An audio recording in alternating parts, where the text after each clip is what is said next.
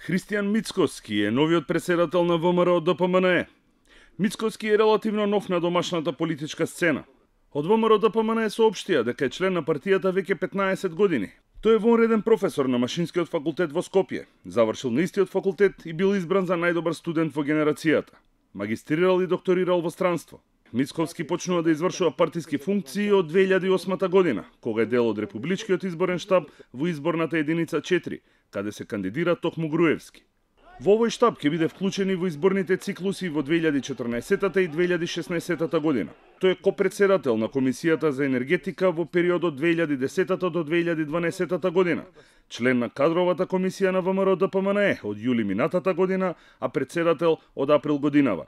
Мицковски е советник на премиерот за енергетика од 2015 година па се до смената на власта. Од владата на ВМРО ДПМНЕ назначен е за председател на надзорниот одбор во ЕЛЕМ, а од октомври 2016 и за генерален директор. Во јули годинава, неочекувано за многумина, беше едногласно избран за генерален секретар на ВМРО ДПМНЕ.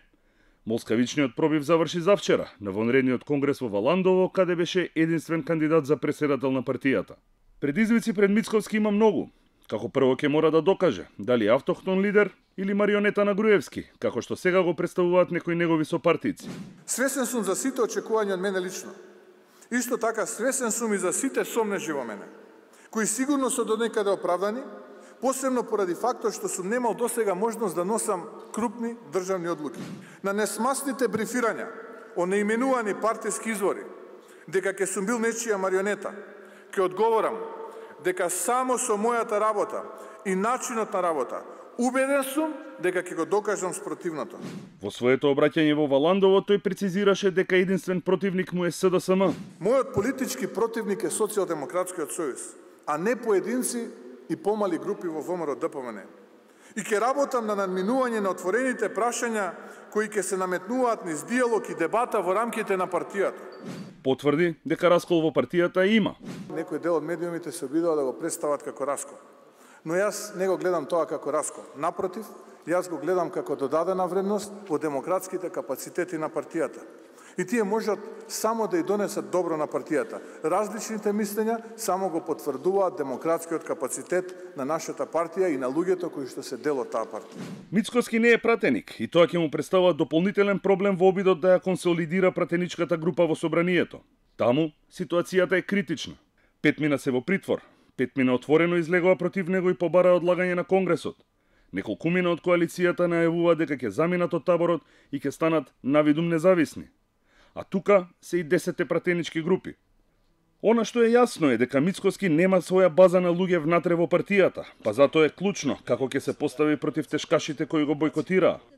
Дополнителен проблем ќе бидат и одамна незадоволните Фродем и реформаторите. Затоа Мицковски повика на обединување. Потребно е обединување на силите.